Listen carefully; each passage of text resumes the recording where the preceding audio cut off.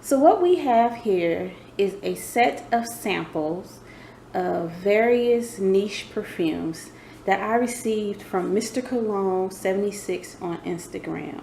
Every Sunday he hosts what he calls Scent Provoking Sundays. And during Scent Provoking Sundays, he asks a question related to fragrance and the fragrance community. Whoever follows his channel and answers the question, engages in a conversation, you're automatically entered in a contest.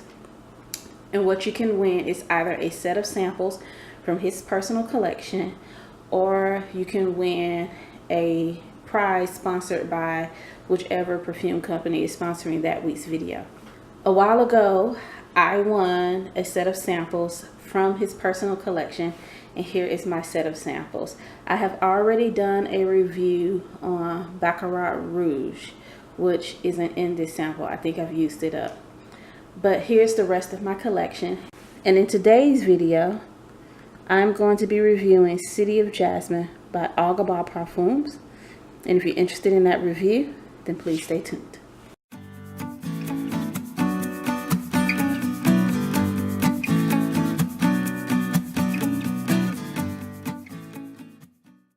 So first I want to thank Mr. Cologne 76 for sending me this sample. Because of his generosity, I'm able to review perfume that I probably wouldn't have been able to get right now. I'll probably be able to get it later. But again, I want to thank Mr. Cologne. If you don't follow him on Instagram, then check out the link in my bio and it links to his page if you're interested in following him. So I've had this sample for several weeks, which has given me plenty of time to really play with it and experience it and understand how I feel about it. So here are my thoughts. So when I first spray this scent, it comes off as a citrusy sweet leather. As time passes, the leather note intensifies on my skin, which is different from how it smells when you smell it from the bottle. In the bottle, or when you spray it in the air, I smell the sweetness and the flowers kind of blending in with the leather. But once again, when it's on my skin, and it's been on my skin for a while, that leathery smell intensifies so much that I almost feel like I can taste it.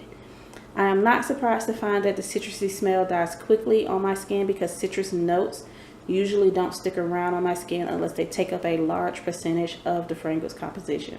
Citrus isn't listed as one of the notes in the fragrance pyramid according to Fragrantica, but I definitely smell a tangy zest when I first spray this. That could be the green apple note, as apples can sometimes have a tart flavor.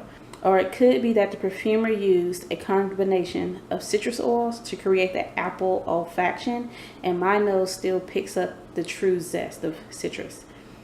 Even though the leather note is in the top layer, it remains very dominant on my skin for a long time, while the sweetness that I'm probably getting from the apple, jasmine, and vanilla move pretty quickly to the background without disappearing altogether.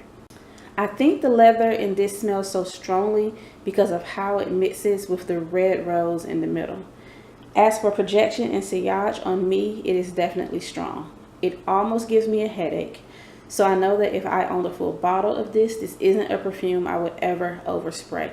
I've talked in the past about how some perfumes I overspray to increase the lasting power and to increase the sillage. That is absolutely not necessary with this perfume, and it is not recommended as far as my experience with it. Just one spray per pulse point is enough, and honestly I only spray it on the back of my neck, and I dab one spray between both wrists instead of doing a spray on each wrist. This projects too strongly for me to spray it on the chest or the front of my neck. The skin on my chest holds on to fragrance and kind of makes it waft quickly to my nose.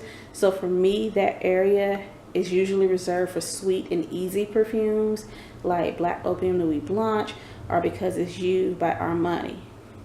Ultimately, I prefer this scent on a man instead of on myself. It is not a mainstream type of scent in my opinion, at least not in comparison to what is popular in my crowd of friends and associates. If I had to compare this to a mainstream fragrance, I would compare it to Ombre Leather by Tom Ford, the 2018 edition, because that's the only one I've smelled.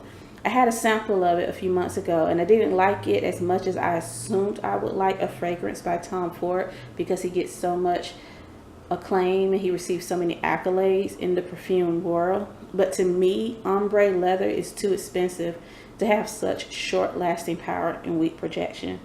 That's basically how it played out on my skin. Also, the cardamom in it is too strong for me, and there's not enough jasmine in it, at least to my liking.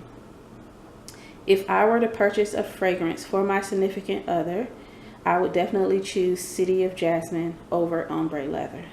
So in that vein, if you're interested in ombre leather by Tom Ford because of the description and the fragrance notes, I suggest you try City of Jasmine instead. Ombre leather costs about $125 for a 1.7 ounce or 50 milliliter eau de parfum, while City of Jasmine costs $170 for the extrait de parfum of the same size. So you are definitely getting more value for your money with City of Jasmine because you get a higher concentration of perfume oils, better projection, better longevity, and in my opinion, a better interpretation of a nuanced leather jasmine scent. Since this scent is meant to be unisex, here are my thoughts for women interested in this scent. I think the type of woman who would like this is the kind who is confident, bold, and sophisticated enough to wear Opium by Yves Saint Laurent or the more classic Chanel perfumes. Opium, which is not to be confused with Black Opium, is a strong, attention-grabbing scent that is not made for easy wear. The type of women who like Flower Bomb, Black Opium, or Prada Candy probably will not like City of Jasmine. The women who like La Vie est Belle or Coco Mademoiselle may be willing to give this a try. But the woman who I think will be most excited by City of Jasmine is the woman who can pull off the original Opium by YSL, the original Shalimar by Guerlain, or Chanel No. 5. That concludes my thoughts on City of Jasmine by Alghabra Parfums.